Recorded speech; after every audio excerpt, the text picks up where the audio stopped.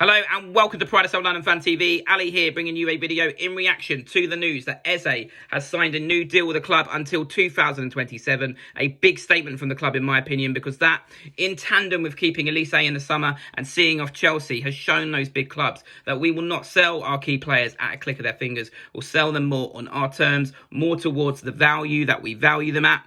And listen, I'm under no illusion though that there's probably some sort of release clause in this contract, alongside Elise probably having another one as well, but it does give us an element of control. It also, for me, gives us reassurance that they'll be staying beyond January, that we've got them for another season, both of them, and that gives us a lot of hope going into the rest of the season, especially with the news in Roy's press conference today that Elise will be back in the matchday squad tomorrow.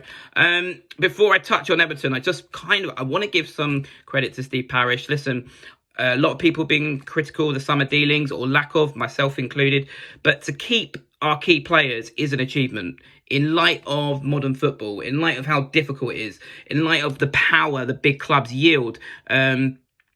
He's done extremely well to keep the likes of Eze and Elise on new contracts. There was rumours as well around Anderson and Newcastle, Doucouré and Liverpool, but they're all still here. And it allows Roy to build on now from last season. Now the players are back to fitness. I'm excited to see the team that finished last season, plus Lerma. And we can really kick on now. But, you know, I think credit to Parish for keeping those players. He showed a few years back as well when Emery was at Arsenal, and he came looking for Zaha, and Parish put a big transfer price on Zaha and saw Arsenal off in that period, that he's not someone who's just going to bow down to the big teams. Listen, eventually I'm sure Eze and Elise will go to one of these teams, but for now they stay in the red and blue, and that is extremely exciting, and we look forward to seeing them back together tomorrow against Everton. For me, Elise will start on the bench, but that gives us an incredible option off the bench after weeks, if not months, of lack of options on the bench. And listen, I'm looking forward to the game tomorrow. I think it will be a tough game. I actually don't think it would be an easy one like some might think. Everton in an upturn of form.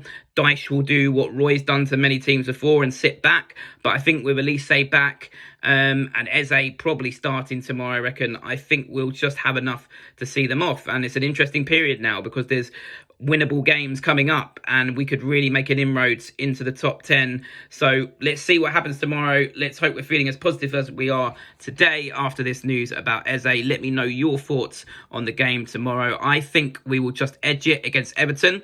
Let me know your thoughts as well on Eze signing this new deal. And as always, if you like this video, press the subscribe button. I will be back with a review of Everton. Let's hope we're feeling as positive and glad all over tomorrow.